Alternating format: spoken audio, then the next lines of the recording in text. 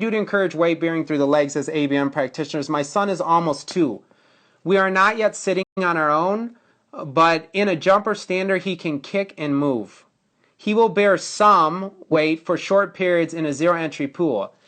She said, it's like his brain doesn't know his legs are made for pushing weight through. He has no concept he should be standing.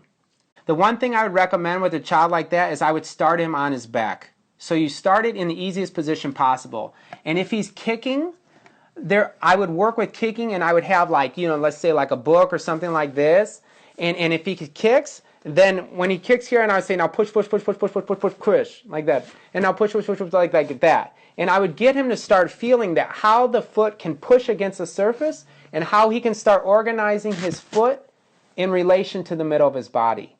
What he needs to do is get a feel for the pushing. So even lying on his back, you could do it with your hand. If the hand is bent, and then you have him push, push, and you can actually just do it for him initially. I mean, my daughter, when we started, she could not straighten her legs. I mean, she's completely in a folded position. It took almost 2.5, 3 years to get her feet standing on her back.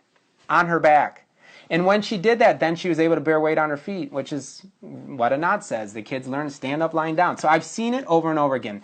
What you want them to do is get a feel for it.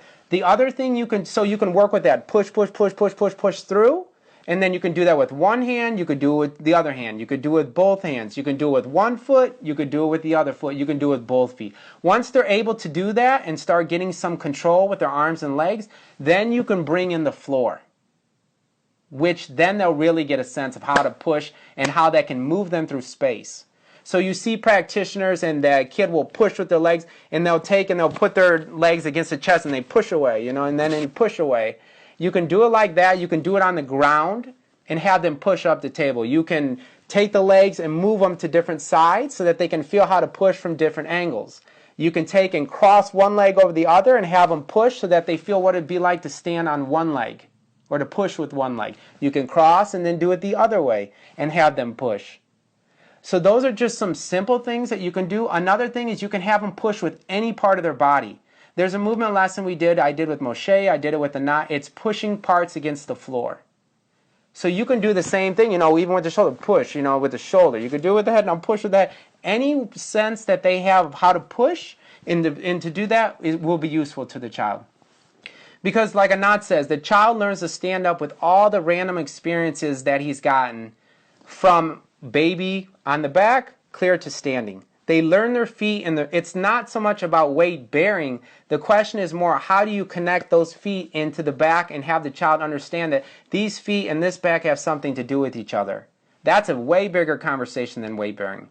It really is. And so ABM goes into that process of how do we get this child to feel he has feet? How do we get him to start experiencing all these random movements with his feet, back, head, pelvis, all these different that he never had because of spasticity, a genetic disorder, low tone like my daughter. I mean, sensory issues. It could be on and on and on. So the other thing that I did that helped my daughter learn to stand up, it's a huge deal, was getting her to lean. So look if the kid can't push, just start with leaning. Because still in leaning, you still have to support weight, right? And what happens, if you put a kid that can't push up, and you put him on his belly, and the hands are up, and then you go down, down, down, down, down, down, down, and then you lift him up. And then down, down, down, down. He's still getting a sense of the up and the down. What happens is you slowly reduce the force and back off and let the kid do more. They'll do it, and it doesn't take long at all. It doesn't at all, actually. And if you make sounds and are goofy, and then that even kicks in more of the learning. A lot quicker. So work with leaning through the elbows, leaning through the knees, standing on the knees is good, crawling is good. All that's weight bearing. I mean, I looked up weight bearing on the internet. There's partial, there's toe bearing, there's a full, and there's multiple levels of bearing. So what you want to do is just start getting your child to start feeling how those forces can go through the bones and how they move the body, how they shift the bodies in space. So you can do that in a variety of ways.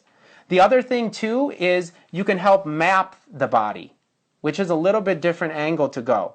So if they don't have a sense of the feet, what you can say this is the foot, it's not, or you can do it with the hand, and you can start mapping and just say, hey, look, this is your this is your toe, this is not your toe, this is, this, you get what I'm saying. But this is your finger, and start mapping these different areas with your hand and tell them, look, this is your wrist, this is your palm, this is your elbow, This is your forearm. And start going through the different parts of this and start mapping. And just gently, you can move the body a little bit. You can squeeze the body gently. There's a variety of ways. But you can start showing him, hey, look, this can move separate. These two can move separate. The wrist can move separate. Look, it can turn. And just very slowly with attention start doing those things. And they'll start having a sense of themselves. So there is equipment and different things you can do. But like I say, we really work with how do we get our kid to be able to do that on their own.